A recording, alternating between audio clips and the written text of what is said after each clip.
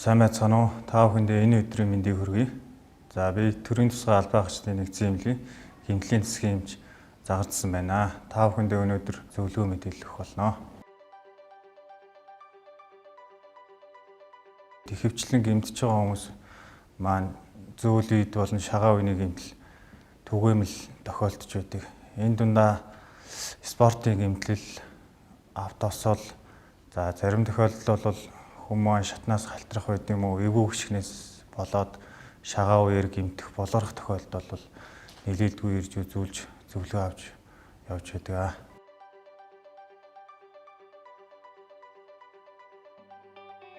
За тэгэхээр шагаан үеийн болгорол маань шагаан үеийн гэмтлийн дундаа зөөлүүдийн гэмтэлтэй 80-85% эзэлдэг байгаа.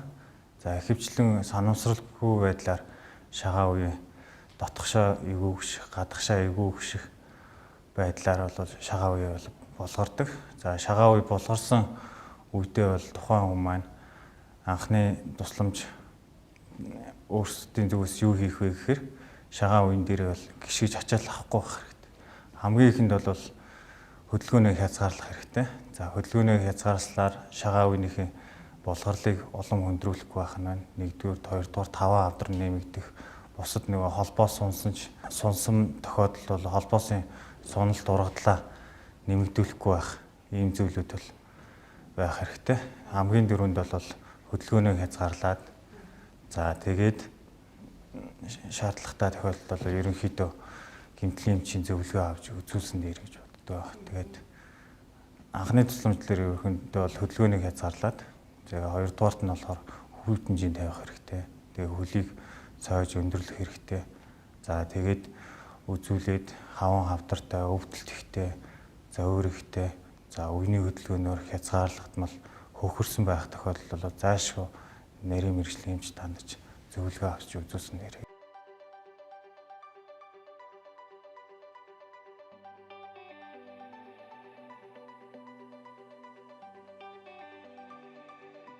Ерөнхийд нь бол хоёр ангилж байгаа. Нэгдүгürt нь бол ясны гэмтэл байж болно. Хоёрдугаарт нь зөөл эдийн гэмтэл байж болно. Зөөл эдийн гэмтэл дотроо бол шагаан болгорол, шагаан холбоос шөрмөс сунах гэмтлүүд орж идэг. За ерөнхийдөө энэ холбоос шөрмөс сунах гэмтлийн нь бол хүнд хөнгөн, хүндөвтөр гэдэг гурван зэрэг болгож үздэг. За нэгдүгээр зэргийн хувьд бол тухайн өвчтөнд үйлчлүүлэгчд маань шагаан үеэр бол бага зэргийн өвдөлтөй үеэр болоо гიშгэж явж ярихад бол зөвхөн харьцангуй бага байдаг.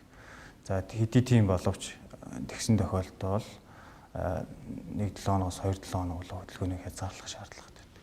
За хоёрдугаар зэргийн үед болохоор жижиг халахсан судас болон холбоосууд бол хагас ургацсан байдаг. За энэ тохиолдолд бол тухайн өвчтний шинж тэмдэг нь болохоор шагаан үеэр л нэлээд хавдартай, хөхөрсөн шагаан үеийн хөдөлгөөнийг хязгаарлагдсан байдаг. За энэ тохиолдолд бол зайлшгүй 2-3-7 хоног дэглэм барьж эмчлүүлэх шаардлагатай байдаг. Хөдөлгөөний хязгаарлалт. За 3 дугаар зэрэгт нь яах вэ гэхээр шагаан холбоос, үе холбоос маань бүрэн тасарсан байдаг. Тэгээ шагаан үеэр бол дээрх шинжүүдээс гадна шагаан үеийн хөдлөхөд шагаан үеинд юм хавчуулагдж байгаа мэт дуурах, эвгүй оргих ийм мэдрэмж бол өөртөнд үлддэг. За энэ тохиолдолд бол зайлшгүй нарийн мэргэжлийн эмчид хандаж гипс тавих болон зөвхөн хөдөлгөөний хязгаарлах тийм юу хэлбэрийн бүлтгэн болт эсвэл тийм эхлэгээ ортезийг хөдөл зөв шаардлагатай.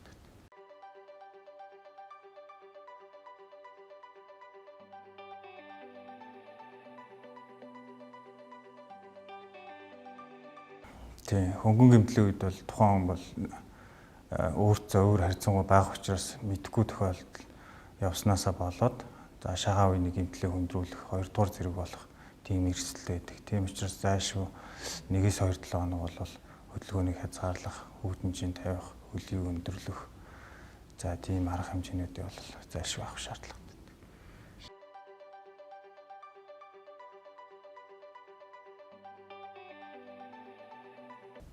За шагаан үеийн эмчилгээний зарчим бол ерөнхийдөө бол шагаан үеийн гэмтлийн зэрэг, за шагаан үеийн хэр гэмтсэн үүссэн механизмаас хамаарат бол харилцаа адилгүй байдаг. За ерөнхий зарчмын үед бол RICE буюу олон улсын зарчмыг бол баримталдаг байгаа.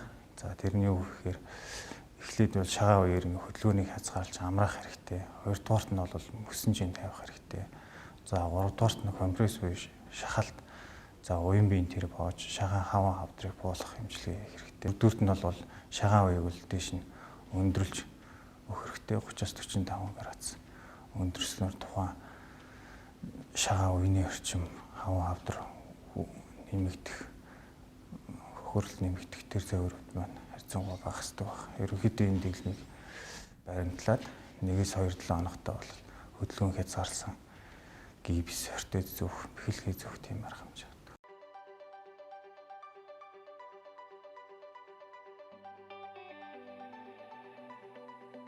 За ерөнхийдөө бол эмчилгээ хийлгэсний дараа бол 2 сар орчимдоо бол дасгал хөдөлгөөн, биеийн тэмрийн тиймэрхүү ачаал авсан хөдөлгөөнийг бол хязгаарлаж өгдөг. За тэгээд дахиж гэмтгээс сэргийлэхийн тулд зориултын ортез болон бэхэлгээ зүүх шаардлагатай байдаг. За шаардлагатай тохиолдолд бол зарим нарийн шинжилгээнүүдийг хийгээд үзүүлж хянаулж авахд бол буруудахгүй.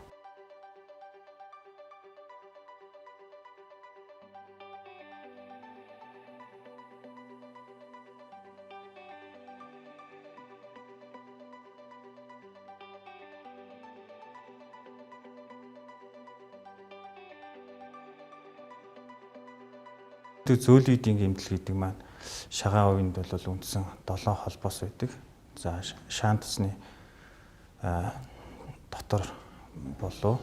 За дахил зүрийн гадна боловнаас өсгөрүү чиглэсэн тийм 7 холбоосны гэмтлийн улмаас бол зөөлөн эдийн гэмтэл гэж ерөнхийд нь бол үзэж байгаа. Тэр маань яг хахаар шагаан үеийн энэ холбоосууд ширмсүүд маань сунах, эсвэл тасрах, эсвэл ургадах байдлаар бол зөөлөн эдийн гэмтэл үүсдэг. Тухайн үед бол өвчтөн маань үйлчлүүлэгч маань бол шинж тэмдэг бага харьцангуй гайгүй тохиолдолд бол тэрийг бол харилцаа адилхан сайн мэддэггүй. Тэгснээсээ болоод зөөлөн эдийн гэмтээ бол хүндрүүлэх зарим шаардлагатай тохиолдолд мэс цэцэлд орж холбоос тасарсан тохиолдолд залгуулах тийм шаардлага гарч ирдэг. Тийм учраас бол шагаан зөөлөн эдийг бол хүмүүс маань тоолгүй анхааралгүй өнгөрч болохгүй байх хэрэгтэй байна.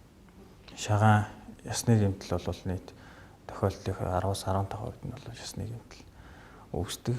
За ясны гэмтэл маань зөөлөн эдийн гэмтлийг бодоход харьцангуй хүчтэй механизмаар үүсгэсэн нэг улмаас бол үүсчээд их хвчлэн автосолж байд юм уу?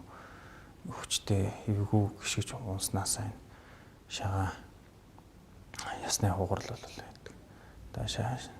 За шагаан ясны хугарлыг бол ерөнхийдөө бол зөрүүгүй бол тохиолдол бол гөлтөлн болт гипсээр эмчилгээ хийдэг. За 45 минутаар очиж гипс эмчилгээтэй дотроосоо кальц авахд эмчилгээ хийлгэдэг. За хэрвээ зөрүүтэй шагаан үеэр докторгүй тохиолдол заашгүй бэлтгэл эмчилгээ шаардлагатай байдаг. Мөн шагаа дахил зүрийн синтезмас холбоос гэж байдаг. За энэ холбоос гэмтсэн тохиолдолд тэр холбоосыг сэргийлэх мэдцэл бас давхар хийгддэг байх шагаан үеийн гэмтэлд.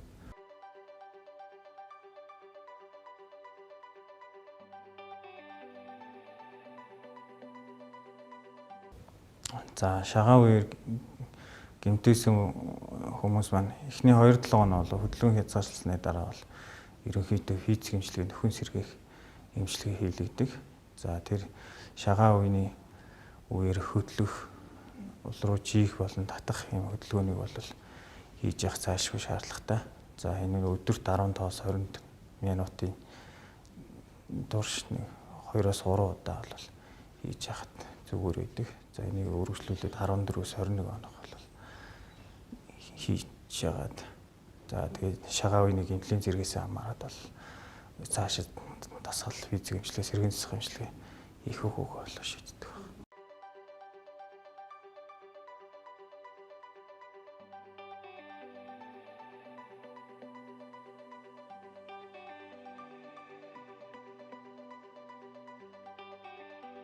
Тэр зөөртөн хүмүүс бол шагаан үений өсгий болонд бол улны шүрмэс гэж байдаг. За тэр шүрмэсний өрөвсөлтөй эсвэл урд нь шагаан уярыг гэмтээгээд бүрэн гүйцэд эмчилгээгээ хийлгээгүй болмоос дахиж сэтэрснээс болоод өвдөлтөй болдог. За мөн үе мөчний өвчин бусад гавсарсан өвчнөд холбоотойгоор бол шагаан үений өсгийгээр өвдөх зовир бол шагаан үетэй бол хамт өвддөг. Тэрийг бол хүнээсээ болоо хасамж болон бодит үзлэг шинжилгээний үндсэн дээр бол зовируудыг тодруулж ялгаанчлах шаардлагатай.